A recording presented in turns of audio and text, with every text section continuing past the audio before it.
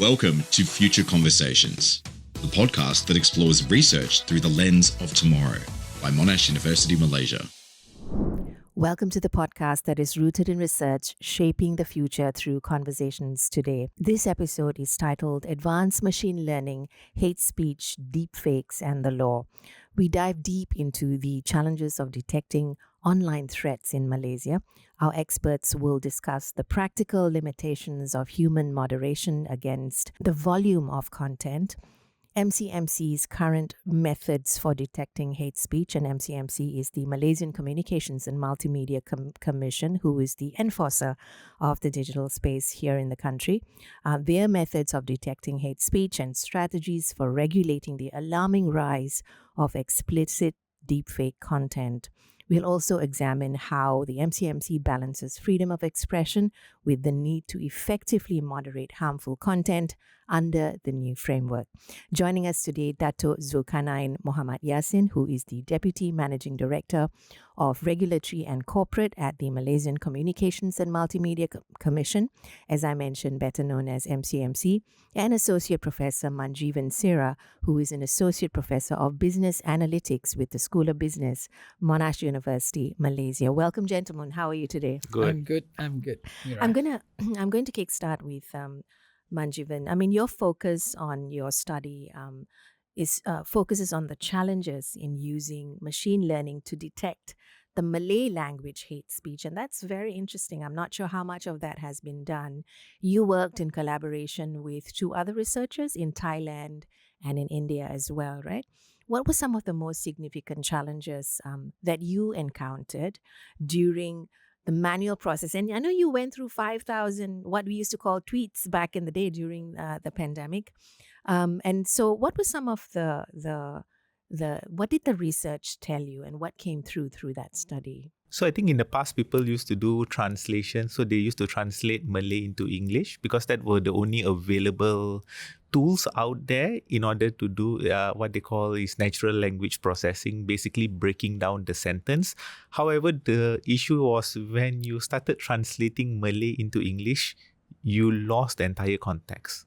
So a lot of words became, for example, something which was hate in Malay would have been a natural language in English, right? And then when you actually run through the existing algorithms, I think that was when the issue was it couldn't detect whether it was a hate speech, whether it was a cyberbully or something like that. So I think the biggest challenge was basically to understand the entire context directly in Malay, or sometimes what we use in Malaysia where we actually mix English, Malay and some other languages as well. So the tweets were not purely Malay, but it was a real mixture. Yeah.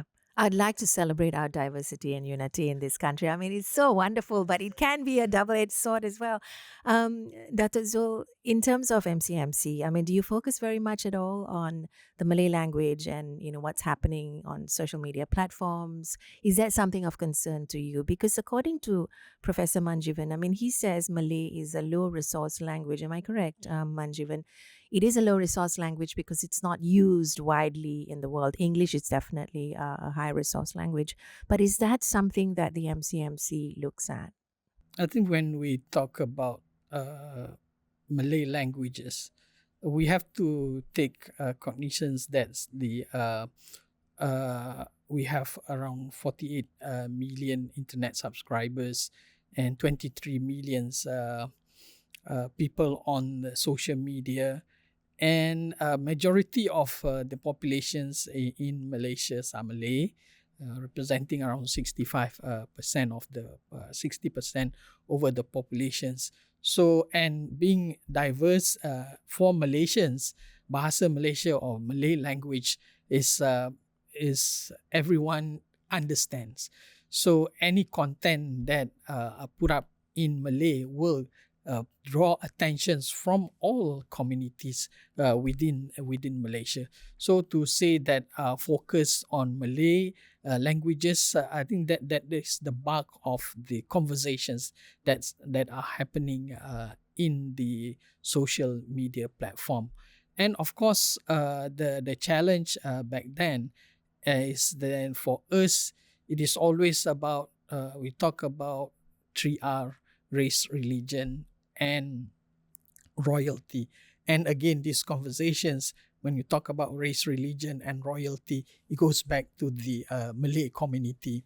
So the conversation is always about Malay language. But what is interesting, as I said, that for the AI tools to understand the Malay language, it is not able to use the English translations, because one is context, the other is the nuances and the richness of in the manner in which you through pantone, Poetry, idioms, yeah. and so there's so many permutations, or depending on how creative you are, it sounds soft, but it is Powerful. So I think a single word can be demeaning. So for example, let's take for example anak haram.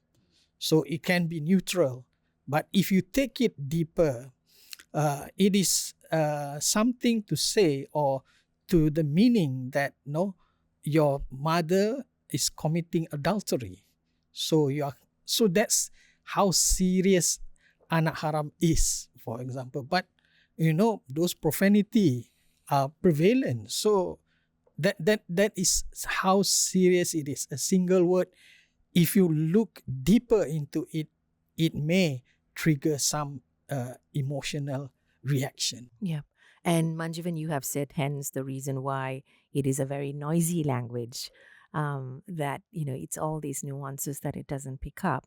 So you created this 2-channel AI to address some of these linguistic challenges. What was that approach exactly? And do you think that there were gaps in this, in your research? Yep. So basically, why the 2-channel approach? So one channel look at the very clean sentences. So on Twitter back then, basically there were some sentences which were written very clearly. For example, from news sites where they write in very proper Malay. And then there were other users, like where Datuk said that they started using words like say anak haram, or they started using the word anjing, for example. But if you translate that directly into English, right, it would mean something else. I mean, anjing is dog. Yeah, right? So anjing is dog, right? But the word anjing, the way you use it in a sentence could completely alter the way the sentence. And does it mean a bully, especially if someone tags someone's name before that? Or is it pointing to someone? Or is it just, for example, someone could be telling there is a dog in my park, for example, right? It could mean completely different. So I think the second channel that we used was actually to go and focus on this noisy kind of sentences. What actually is the meaning of that particular word? Because if you just look at the word individually, it could mean very differently as opposed to looking at the entire sentence. Okay. Dr. Zul, you spoke about the 3 R's in Malaysia, where we are quite particular about race, religion, and royalty. Some of our colleagues in Monash University here have done research and come up with what you call the ASEAN Disinformation Index. And one of the things that came through with disinformation, one is the fact that a lot of the issues that came up that they picked up under disinformation had some truth to it. And secondly, what they found is in Malaysia in particular, and they studied Malaysia, Indonesia, and Philippines. But what came through in Malaysia with the highest number of disinformation on the digital space was in relation to religious issues. So how do you manage both? The fact that there is some underlying truth to what we refer to as disinformation, because there's a fine line, right? Before you decide it's an overreaction or it's being sensationalized, or versus the fact that we do know that disinformation is very much prevalent in the area of religious issues in Malaysia. So how does the government manage both? It is very tough, and this is not just us in Malaysia. I think we're struggling in the world to figure out how to do this. But what's our plan? Do we have a plan? Okay, when we talk about religious, this is a very, very sensitive subject.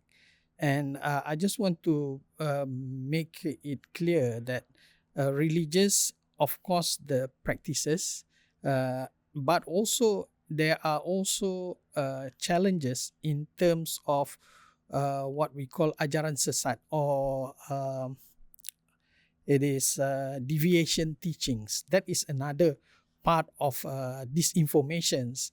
And the challenge is that MCMC is not the have the authority for religious subject, okay, and it is under the state. To make it complex, the federal government have no authorities over the religion. It is the state. So to have the other challenges is that for the platforms, you can talk bad about. It is not does not breach their community standards if it you criticize the religion. So content won't be taken down. So, but the biggest challenge is that, you know, when you criticize in Malaysia someone's religion's practices, it is a big issue. And one is the religious practices. The other, we can see also the worship places. That is another issue that we need to manage. So it is not just the Islam religion, but also other religions like the temple. And for example, this coupled with race, just a place of worship, for example. So there are challenges in terms of, no, this religion, they just put their worship place anywhere without any planning. So the community inside those places, previously it is just within that small kampong or community, radius of 2 kilometers. But now it is the world. It's a borderless world. Borderless world.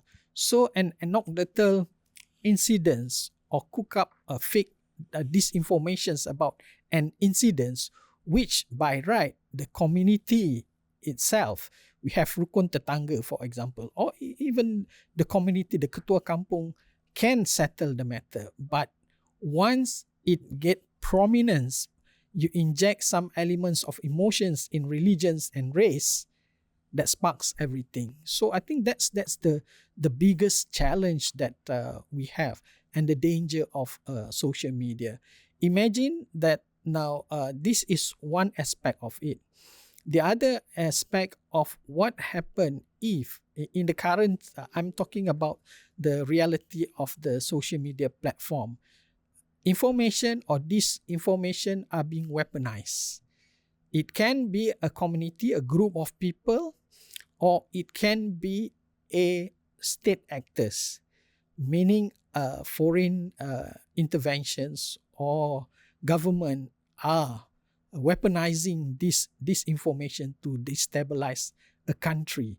So that is the level of understanding or risk that Malaysians need to understand when we talk about disinformations. It happens around the world where chaos in the countries happen because of disinformation.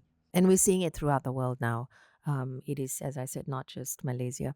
But AI moderation, do you think that will help in any way? Manjeevan, do you think it can help with this sort of problem? Knowing that we have this problem, AI moderation has its gaps, but can it work together with, Yeah, it will definitely. I mean, AI itself won't solve everything.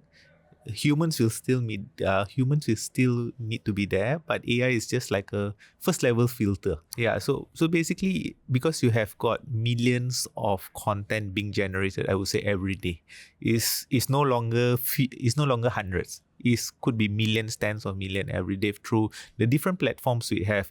And I think for someone to even have 1,000 or 2,000 humans, you can't go through all of them. So AI is probably just there for a first level filter, just to flag out the important things that a human needs to go and review again. Because I would say that the accuracy of these AI tools is probably about 80%. There will definitely be the 20% that will be missed out or wrongly flagged. because of the way the sentence is being constructed. So I think that is where the human intervention needs to be there. Needs to be there. Yeah, but of course not to go and review the millions of tweets, but the selected few. It is laborious, right? We can't expect platforms to police. Exactly. Yeah. It's not humanly possible. Not humanly possible. Yeah. Not at all. Not So at all. Meta now is going to move moderation to the community, Datuk Zul.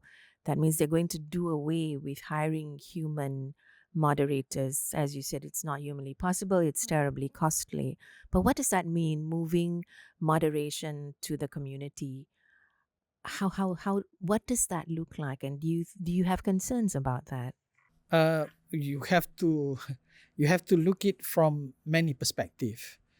From of course, for regulators, it is always for us to protect to make sure that the space is safe and secure. Safe and secure is from online harm.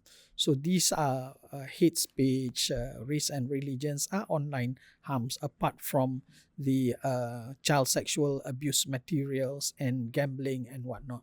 But moving forward, we can see Meta, for example. In the past, they use human. It is not possible because it's going to be costly for them and the content is exploding. It's not possible.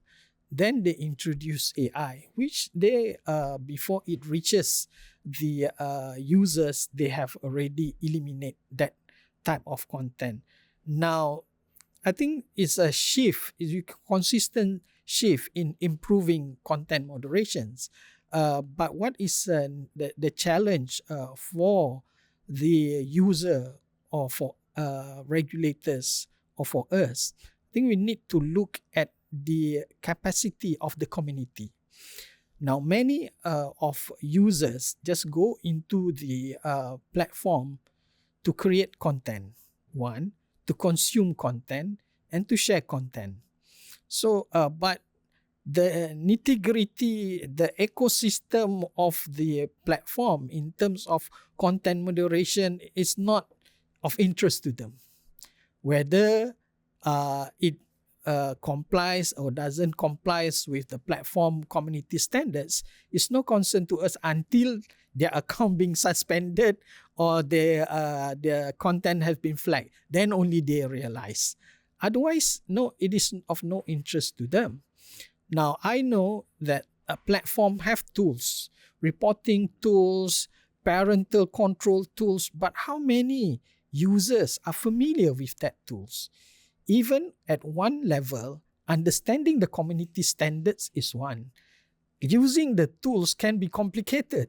So I think that is the first hurdle or some understanding. First, we need to have an assessment of how out of 23 social media users, how many of them understand the standards in terms of content standards in the form of community standards. Apart from content standards, one of it is age rules. 13 years and below cannot have social media platforms, cannot have social media accounts, and some other rules that governs the use of the platform. Now, how many of the users understand that control, community control first? Then, to enforce the control, they empower, enabling tools for the user to use to moderate harmful content by the community. Now, how many of the users in Malaysia is aware? How many parents are aware about these available tools? Okay. So we know that's not working, right? Most of our children are on social media, regardless of what the platform requirements are. So which brings me to Australia, who are trying to regulate and not allow children under 16 to be on social media platforms. Now, in my mind, this is a nightmare in terms of enforcement. How on earth do you enforce something like that? So it's interesting that to watch Australia and how they roll that out. Is that something that we would consider here in Malaysia? I think that would what we might consider here because it's already in the community standards of the platform. But it's not it's working. it's not working. Yeah. But I think this is where we have the online safety act, online safety act, ONSA, that are in place now. So putting up responsibility for the platform to manage that. I think this is what we want to see is how they need to improve on their EKYC, for example. So I think in the UK also they are moving towards. I think many government are looking into protecting children online.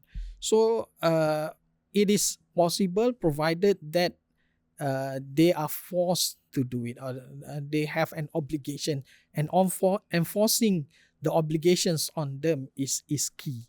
Okay. So that in many forms of government have different approach to get the platforms to be responsible in those areas, especially protecting children online. Do you see cross-border collaborations to help with children, and especially in enforcement of cybercrime like CSAM, which is the child sexual activities? I think in terms of enforcement and sharing of information within the law enforcement agency is working, because there's a case in Johor where the tip-off coming from Australian police. And also that is I think is working, because we have internet working with Interpol, ASEAN. It is not an issue, but what is important, ASEAN as a bloc probably can get standardized enforcement on enforcing the age rules for the use of social media. That is doable at the ASEAN level. And Malaysia being the ASEAN chair, and this is a big year for us. Is that something on the table that we're discussing? We are looking at coming up with a guideline for the safe and responsible use of the social media platform. So we are going to put up to ASEAN for approval. And I think the draft is ready for implementation across ASEAN, and most likely it will be adopted sometimes in November. Okay. And how do you currently detect hate speech at MCMC? Okay, that is interesting. Well, Manjeevan is here. You can include AI moderation from him. But are we doing much AI moderating? We are looking at the tools now. We are developing. Certainly, we need that, because in the past, in the beginning, it is not really actively monitoring. But now we have 24/7 teams that looks into content moderations. So this is in particular matters related to 3R and scams. So online gambling, CSAM. So I think that it is not just about hate speech, but race and religions, but also other online harms that the teams are looking at. So I think that is the manner in which we look at it. But certainly we cannot continue to invest in people. We need to invest in technology, as what we have invested in disinformation, our Sebenarnya.my portal. Now we are using AI, not only from resources from internal resources, but we are also collaborating with media partners to get more content to debunk disinformation. So we need more data for AI to actually work with, which is what we don't really have, not enough at least. And I suppose that would fix the nuances and everything else. Do you think that with more data going in, it will help? Of course, I think because the way people communicate, I would say that when I started this 3 years ago and what we just did this year as well, the way people speak online has definitely will shift along with time, because they will start using new slang words. I mean, a lot of words online are actually all made up. So they take from different languages, try to make up sentences, sometimes actually just to avoid detection.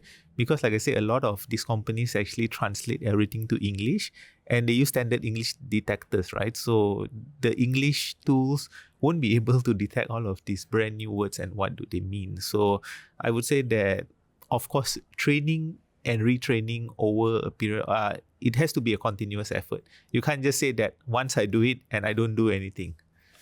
Yeah, after that. And so then talk to me about the fact that, you spoke about Sebenarnya.my, Datuk Zul, and one of the things that came through in the ASEAN Disinformation Index study was that they studied 3 countries. One of it is Indonesia, which was their sort of fact checker is Check Fakta. In Malaysia, it's Sebenarnya.my. Now, in Malaysia, it's come under scrutiny because it is government-based. And so where is the trust? How much can we trust Sebenarnya.my because it's government-owned? And 2, Sebenarnya.my doesn't look at politics, doesn't look at content in relation to politics. So how effective is Sebenarnya.my? And do you think it will, people we will trust that platform to come and actually fact check? Okay. In terms of trusting Sebenarnya.my, I think it's the premier fact-checking tools for Malaysians. What's been the reception? Have people come very People much? come. We have 2 million, consistently 2 million people going on site, unique ID that fact-checking. Because we design Sebenarnya.my with participatory. So it's not just about fact-checking, but you also can feed us information that you want us to check. So that is one aspect of it. And then we also work with Bernama, for example, to get reliable news about in an incident. But you are right that as much as we want to ensure that the Sebenarnya.my remain relevant, but we understand the challenges. The key area in which we want to be seen as independent, or we are independent, the creating a trust is that we don't really look into politics, but we have governance in our news portal, debunking news about governance. So in some aspect, it is related to how the government is governing the country. That is one aspect. The other aspect is also not only the government entity, but also utilities like Tenaga Nasional, Bekalan Air. Those are issues that close to people's heart, and there's a lot of disinformation about this organization, including EPF for scams, for example. So this is not just about governance, but also about protecting people against harm. So that's the other element that we bring in. We don't want to be involved or so much on debunking politics, because we want to be independent as much as possible. If we delve into politics, then people will start distrust, and it will destroy the confidence, the trust in Sebenarnya.my. So I think these gaps need to be filled by someone. That someone could be the media organizations. And I would urge the NGOs, Malaysian NGO or civil society, to play a big part in this space. There's a gap. There's a need for them to have conversations or debunk independently, so that people make an informed decisions. Now, I talked earlier about the foreign interference in elections. So we have seen it in US, interference from Russia, China, and everywhere. And we can see also it has happened in Indonesia, the use of deepfake and whatnot.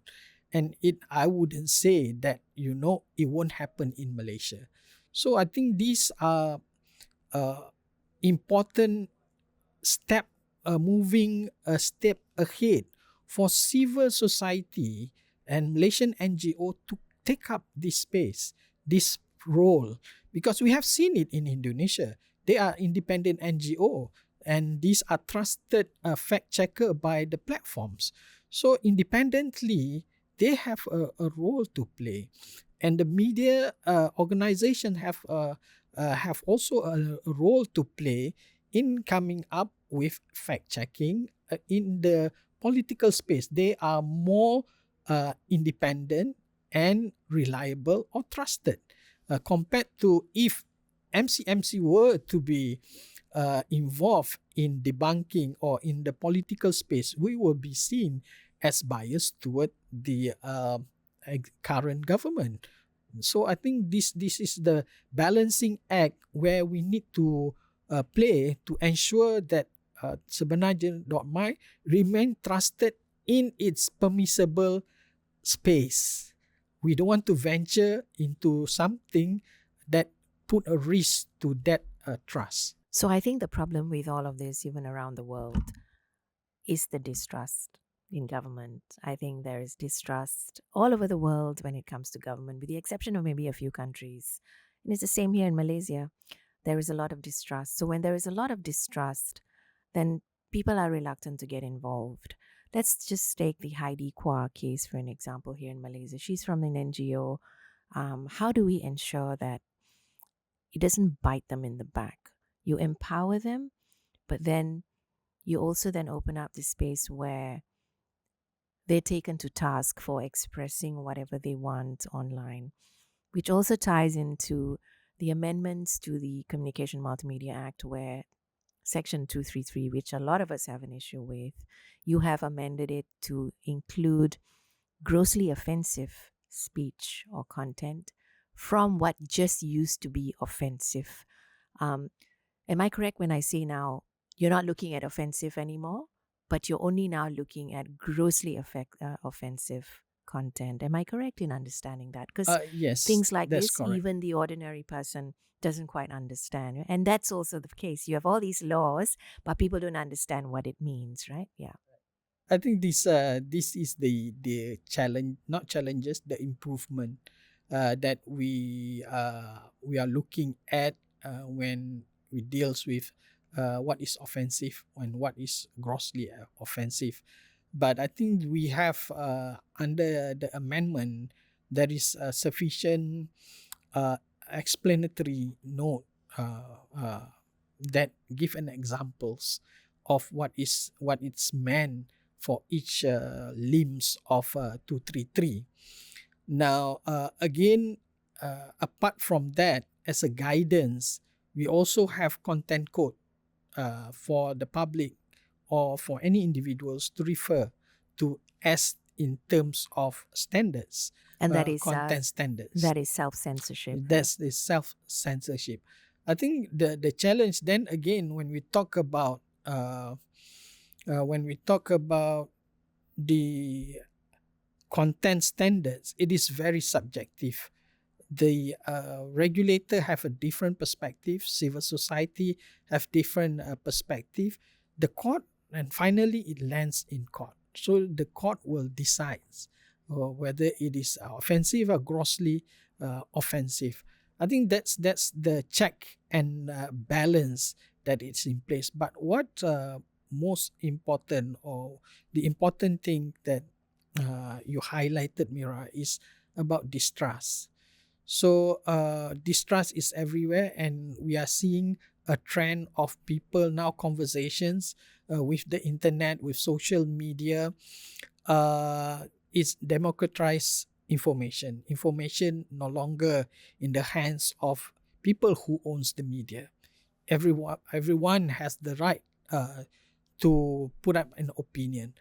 And we are seeing that the issue of governance and how the government govern the country is a big issue.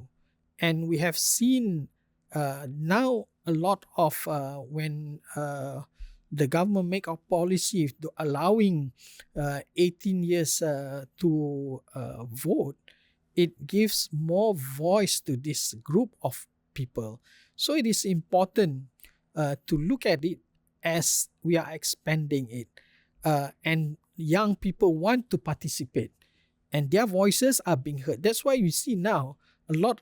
We have seen in Nepal what happened in Nepal. So I think that's an indicator where check and balance. The social media can play the role of check and balance, but the conversations need to be guided in the sense that now more often than not, in my experience, those conversations are real conversations on governance, proper governance, but to attract attentions, they add up the race element in it. They add up religion element in it. So the conversations then, the issue of governance came into the bottom of the heap of conversations or the cloud of conversation. It turns into race and religion. So it become offensive, 3R. So, but the real spark is on governance, but that conversations doesn't surface. What surface is race and religion. That is what when we talk about looking at it from that perspective, that is a lost opportunity, I would say. So if conversations are true and objective, talking about governments, we have whistleblowing. So all the available channel is there actually. But that's so my concern, Datuk yeah. Zul. I mean, my concern is, then it is used against the whistleblower, and we've Okay. seen that so many times. Hence the distrust, and how. I mean, I'm as an ordinary person in this country, I would be afraid. I would be afraid to moderate when it comes to certain issues. So where does that leave content moderation by the community? I think it's still relevant. What we need to do is look at it from having a serious conversations, because we can see the power of the social media and the need to have a proper governance are put in place. So having conversations is important, and I think the looking towards what are the reforms that have been made. For example, in the space of unity. In the past, we don't have unity ministry. Now we have.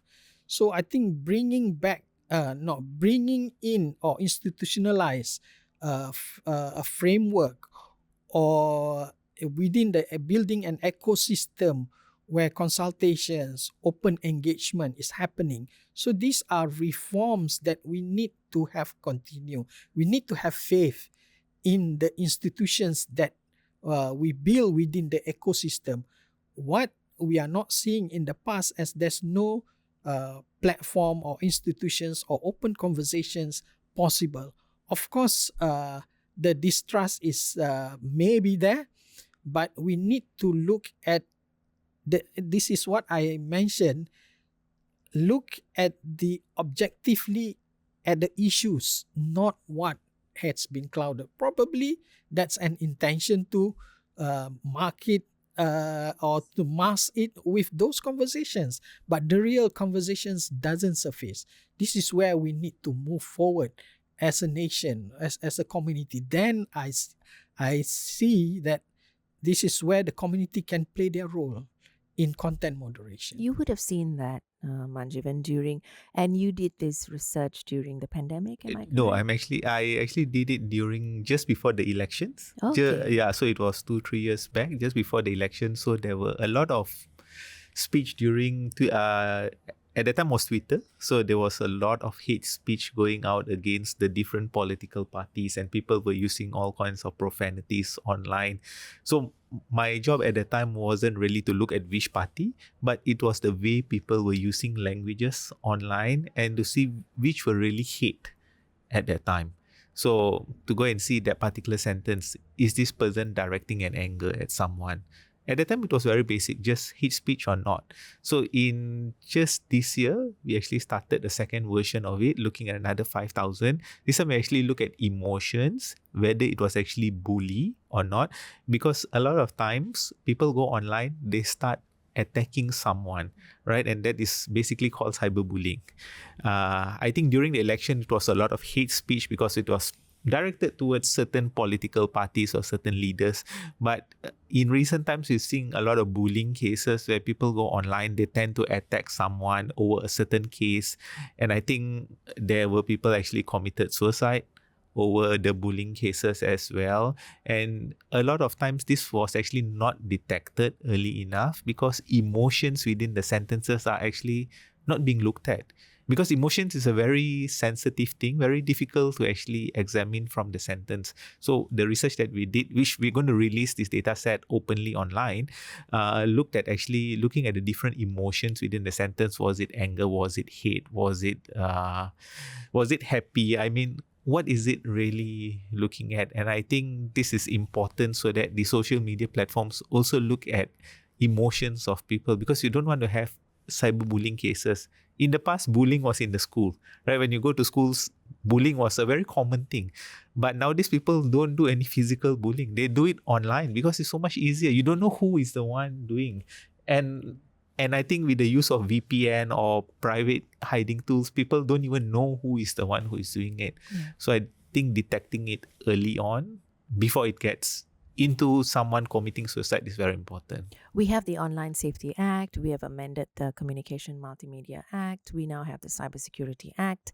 Do we need more legislation, Datuk Zul, or should we move away and look beyond legislation? I always a firm believer of legislation doesn't help, but certainly I acknowledge there are gaps. So those legislation are put in place to address the gaps, not to create more offenses online, because whatever an offense in the real world is also an offense, but there are also new offenses created from the technology. So does the Computer Crime Act no longer relevant, have some relevance, but might not have covered other new emerging threats online to the critical national information infrastructure. So that is needed. Looking at the changes in technology, we need those laws. But I think in terms of do we need more laws to address gap? I agree. For example, we also have amended penal code to include cyberbullying, for example. But what is needed is the shift in the mindset of the people to be aware of the risk when they go online. Now, when talk about risk, it's not just about individual risk, organizational risk, and also the risk to the very existence of this country.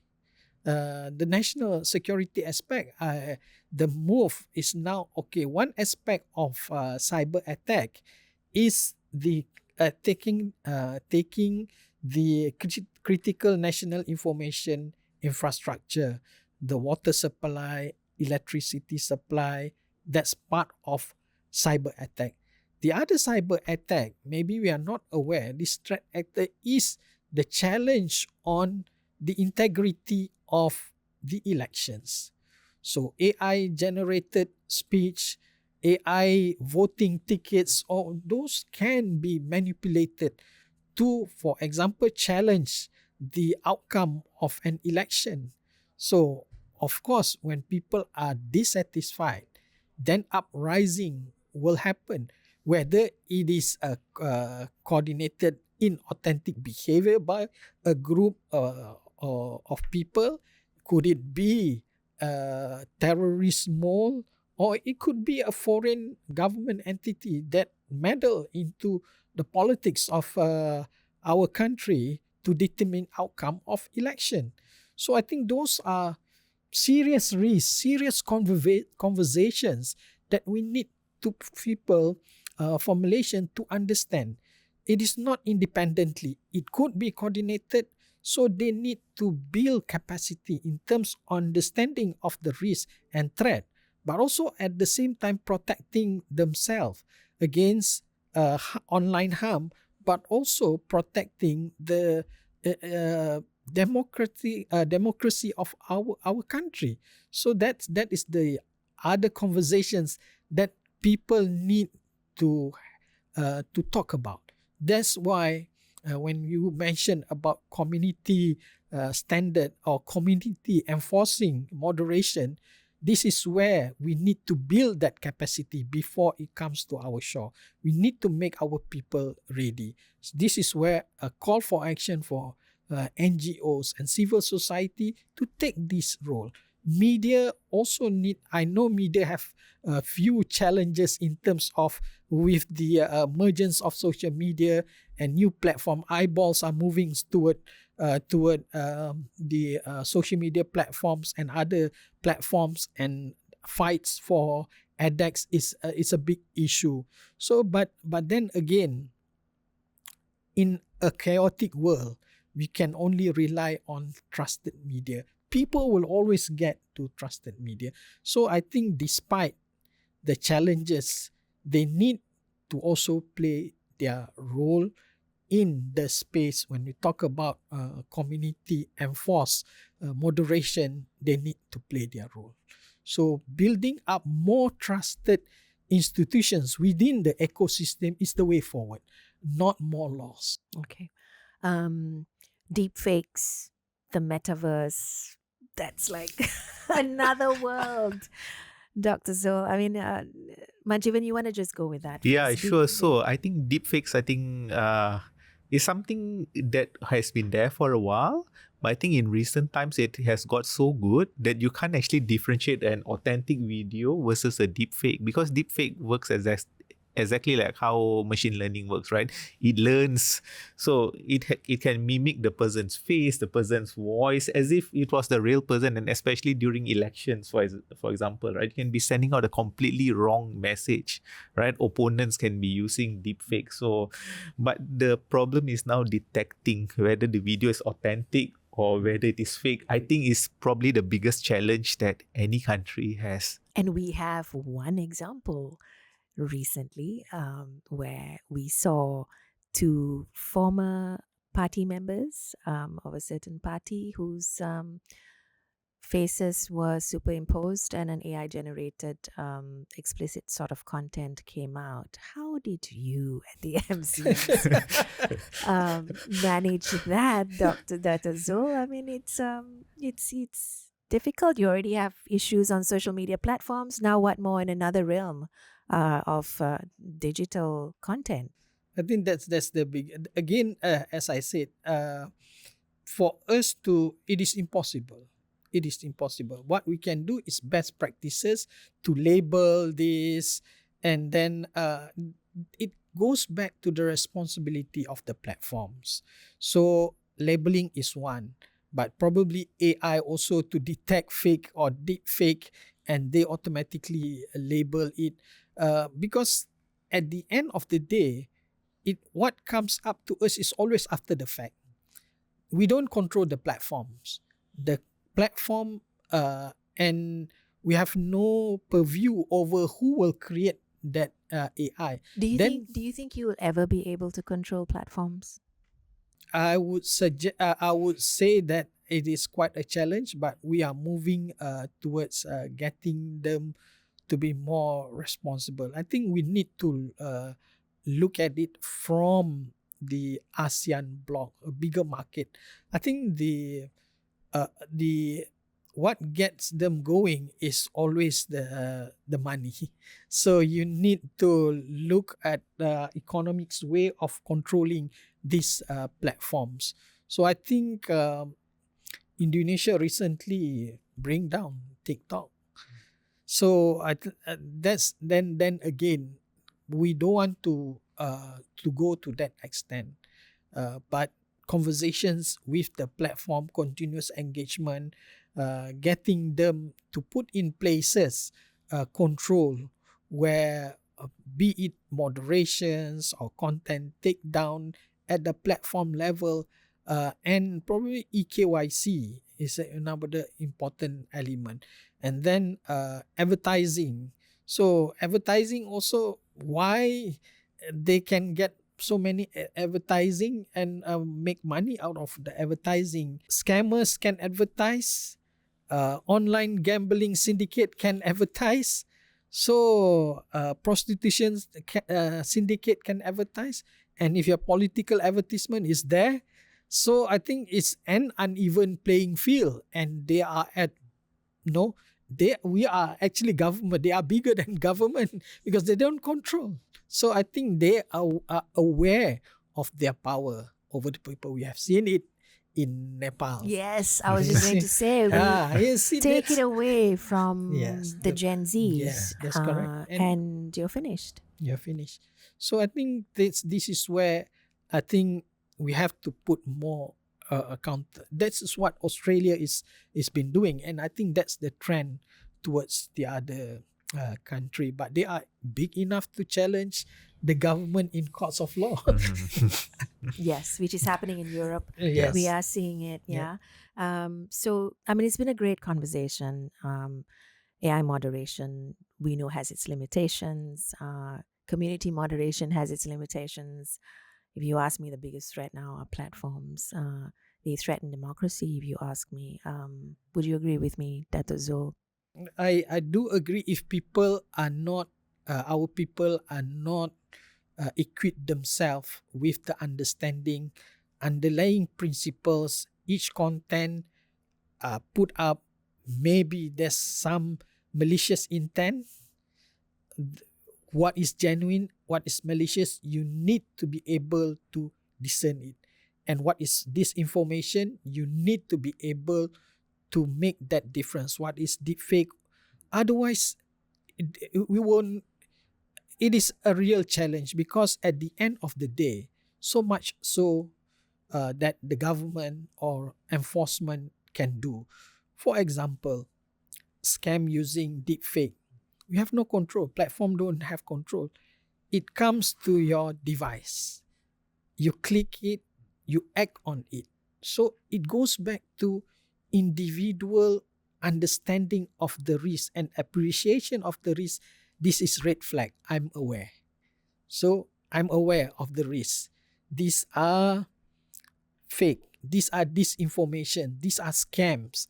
I can identify that. How many Malaysians understand that? These are genuine conversations. These are really provocative content that call for action, that I don't need to react. I don't need to share. I just keep it for myself. Again, the tough. power. Very tough. But again, it's the people understanding of the risk and how they react to that risk. We have not spoken about algorithms. That's another world. Another world, because that's AI is artificial intelligence. Algorithm is behavioral intelligence. That is another. You can get addicted because of algorithm. Yeah.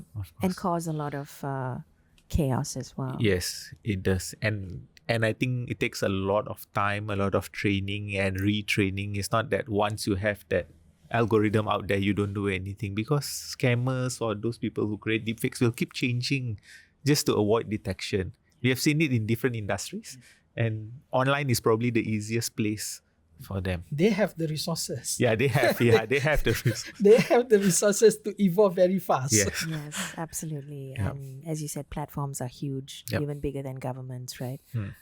Would you have a message for us, Manjeevan? I think probably, like Datuk Zul said, probably education has to start very early, probably as early as primary school. I think because nowadays kids as early as 2 or 3 start using phone. They are probably very comfortable using phones, and I think educating children, because they are the ones who probably spend most time online today, and having them to know what is fake, what is real is probably the most important thing. Algorithms itself won't solve everything, but it's, like Datuk Zul say, is understanding what is right, what is wrong. I think we had Malaysia's Minister of Youth and Sports who came and visited us and did a session with us. And when I asked her about, what Australia is doing and, sort of banning children under 16 from being on social media platforms, she says we have issues in Malaysia like children, very young children, using their parents' gadgets. And on those gadgets are material which are not appropriate. So it goes back to the home, right? To a very large extent as well. That is one aspect of it. Recently, school children, where they sell pornographic material, CSAM material, 17 years old school-going children. They are selling their They are own. selling, and they are making profit up to a cumulative 70,000 ringgit. Wow. And they're being exposed to pornographic. At a very early age. And they're in the Yes. business of Business. Correct. Yeah. But that also affects behavioral issues, right? Statutory rape, the works, So yeah, we have a huge problem. I don't envy you, Datuk Zul. What would you like to leave us with? I think what is important is, again, when you go into the social media network, you need to be aware of the risk. Otherwise, you'll be a victim of scam, one thing, but your radicalization is another risk, and also you can be your independence of thought will be gone because you will be swayed by algorithm, which may not be a real person. It can be a bot that build your perceptions and taking action. Thank you for joining us. This has been Future Conversations, Monash University, Malaysia.